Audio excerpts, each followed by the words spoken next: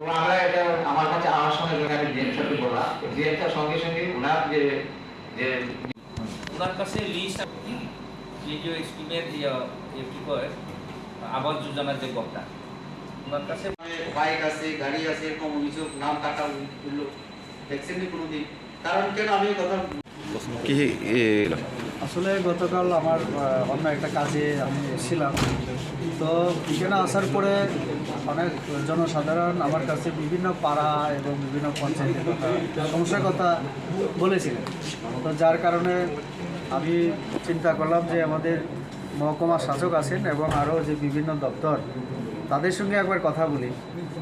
আজকে এখানে আমাদের এসডিএম সাহেব আছেন, আরও বিডিও আছেন, এক দুইটা ব্লকের বিডিওরা এবং আমাদের পিডব্লিউডি, ডিডব্লিউএস, এরকম কয়েকটা ডিপার্টমেন্ট তাদের আধিকারিকরাও এসছে।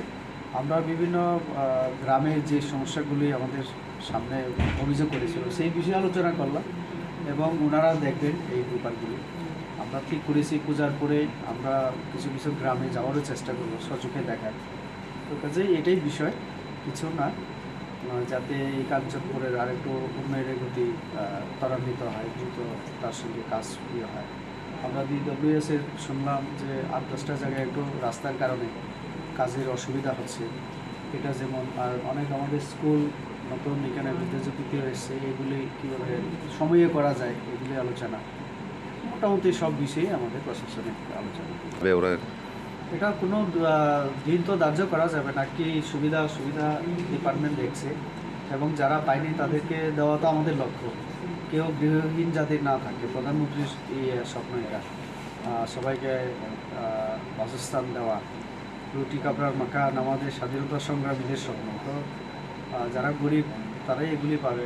2011 সেন্সাসে যাদেরকে দেওয়ার কথা বলা হয়েছিল লিস্টে যদি থেকেও না পায়, এগুলি দেখবে ডিপার্টমেন্ট, সবাই আমরা দেখব তাদের, অর্থাৎ সবাইকে দেওয়ার চেষ্টা আমাদের থাকবে। এটা তো একটা নিয়মের মধ্যেই হবে। তো কাজে এইগুলি যাতে আমরা আরেকটু পর্যালোচনা করে দেখতে পারি, ফিল্ডে গিয়ে দেখতে পারি কী সুবিধা বাস্তবতার সঙ্গে মিলিয়ে কাজ করার চেষ্টা করি।